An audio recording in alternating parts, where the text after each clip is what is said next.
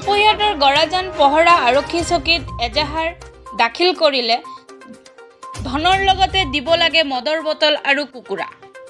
যি সময়ত ৰাজ্যৰ মুখ্যমন্ত্ৰীয়ে খকুৱা দুৰ্নীতি পৰায়ণ বিষয়া কৰ্মচাৰীৰ বিৰুদ্ধে কঠোৰ স্থিতি গ্ৰহণ কৰিছে, ঠিক সেই সময়তে গৰাজান পহৰা আৰক্ষী চকীৰ এগৰাকী খকুৱা সহকাৰী উপ পৰিদৰ্শকৰ কাণ্ড কাৰখানাই সকলোৰে চকু কপালত তুলিছে।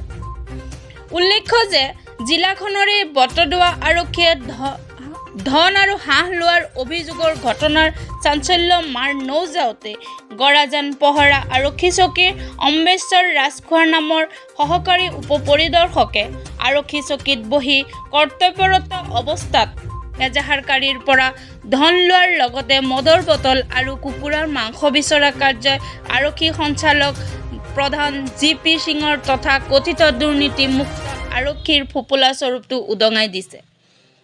দুৰ্নীতিপৰায়ণ খকুৱা আৰক্ষী বিষয়া অম্বেশ্বৰ ৰাজখোৱাই গোচৰ আদালতলৈ প্ৰেৰণ কৰাৰ নামত লৈছিল 1000 টকা আৰু টকা লোৱাৰ সমগ্ৰ দৃশ্য আবদ্ধ হৈ ৰয় গোপন কেমেৰা। চাওক এই দৃশ্য কিদৰে নিৰ্লজ্জ। আৰক্ষী বিষয়াজনে এজাহাৰকাৰীৰ পৰা লৈছে ধন। পুতালজাৰ আব্দুল ছাত্তাৰ নামৰ লোকজনে নিজৰ কিশোৰী কন্যাক জোৰ জবৰদস্তি কৰি উঠাই লৈ যোৱাৰ অভিযোগ উত্থাপন কৰে। আৰিফুল হকে ধৰি মুঠ 6 জনৰ বিৰুদ্ধে গোচৰ ৰুজু কৰিছিল। উক্ত গোচৰটো আদালতত পঠোৱাৰ বাবে কৰ্তব্যৰত অৱস্থাতে খকুৱা আৰক্ষী বিষয়া অম্বেশ্বৰ ৰাজখোৱাই আব্দুল ছাত্তাৰৰ পৰা টকা 1000 লোৱাৰ লগতে মদৰ বটল আৰু কুকুৰাৰ মাংস বিচাৰে। আগন্তুক সময়ত অসম আৰক্ষীৰ সঞ্চালক প্ৰধান জি.পি. সিঙে এইগৰাকী খকুৱা আৰক্ষীৰ বিৰুদ্ধে কি ব্যৱস্থা গ্ৰহণ কৰে সেয়াই হ'ব লক্ষণীয়। News desk report, Indian first news. দিলো মানুহ নাই, এতিয়া দাগ সেই টকা গ'ল আৰু মানুহে নাই। আছে এইটো এনেই দিছো চাকা বুলি মই হেৰি কৰিব লাগিব, গোটেই কেছখিনি লিখিব লাগিব, এইটো অলৰেডি এটা পঠিয়াইছিলোঁ, আকৌ এতিয়া এবাৰ ৰেজিষ্টাৰ হৈ যাব।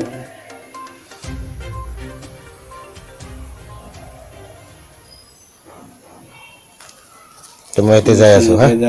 আপুনি ফোন মাৰিব, আহিলে ফোন মাৰি দিম তোলৈ। যা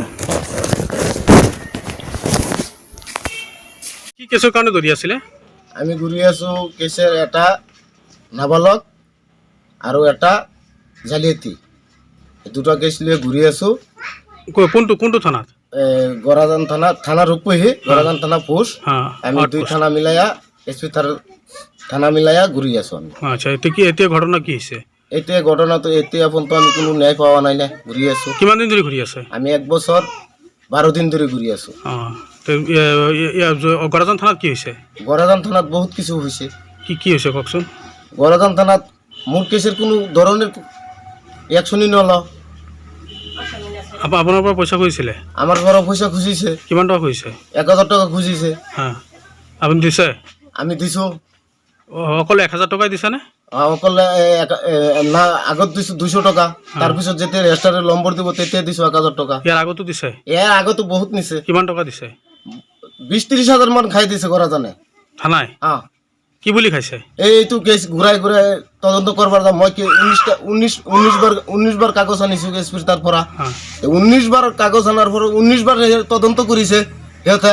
মানে সিহঁতৰ 500-1000 লৈ কিনা যা তদন্তত, তাৰপিছত সিহঁতৰ পৰা পকেটটো কাম হৈ যা, মোৰ কেছৰ খবৰ নাই। আকৌ দৌৰ ফেৰে এছ.পি. ছাৰ পৰা যাওঁ। লাষ্টত বড়ো ছাৰে ধৰাৰ পিছত মোৰ কেছটো ৰেজিষ্টাৰ হৈছে। ৰেজিষ্টাৰ হোৱাৰ পিছত আসামী এৰি দিছে। আকৌ বড়ো ছাৰৰ ওচৰত গৈছোঁ, ডাঙৰ এছ.পি. ছাৰৰ। ডাঙৰ এছ.পি. ছাৰৰ। ছাৰ, মোৰ কেছৰ কিবা আসামীকেইটা এৰিব পাৰে নেকি? আমি লিখিত দিছোঁ। ছাৰে লিখি পাঠাইছে কাগজটো, কিন্তু এতিয়ালৈকেও পাঠাইছে 6 তাৰিখে। এতিয়ালৈকে মোৰ কেছৰ কোনো ধৰণৰ কাম কৰা নাই। যোৱাকালি আপুনি আকৌ গৈছিলে? যোৱাকালি আকৌ গৈছে। কি হৈছে যোৱাকালি? যোৱাকালি যাৱাৰ পিছত মোক বহুত গালি গালাজ পাৰিছে, কি কৰিবি না কৰিবি বহুত কিছু কৈছে। আৰু পইচা এটা বোতল খুজিছে।